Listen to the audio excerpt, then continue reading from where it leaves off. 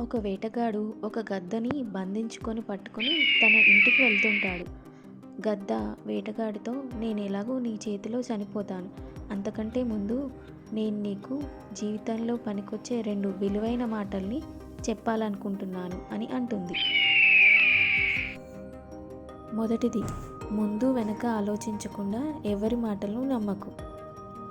రెండవది, నీకేమైనా చెడు జరిగినప్పుడు, ఏదైనా కోల్పోయినప్పుడు దాని గురించి ఎక్కువగా ఆలోచించకు, బాధపడకు అని చెప్తుంది.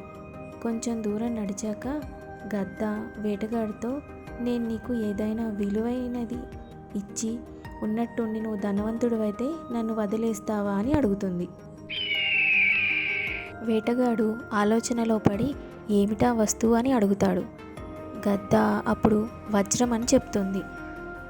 ముందు వెనక ఆలోచించకుండా గద్దని వదిలేస్తాడు. గద్ద వెంటనే ఎగిరిపోయి చెట్టు కొమ్మ పైన కూర్చొని, నా దగ్గర ఏ వజ్రం లేదని చెప్తుంది. ఇంతకుముందే నీకు చెప్పాను, ముందు వెనక ఆలోచించకుండా ఎవరిని నమ్మవద్దు అని, నువ్వు మోసపోయావు అని అంటుంది.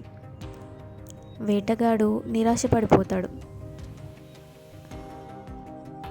అది చూసి గద్ద, నా 2వ పాఠాన్ని కూడా గుర్తుకు తెచ్చుకో, చేజారిపోయిన దాని గురించి ఎప్పుడు బాధపడవద్దు, ఎందుకంటే బాధపడటం వల్ల ఏదీ తిరిగి రాదు అని చెప్తుంది.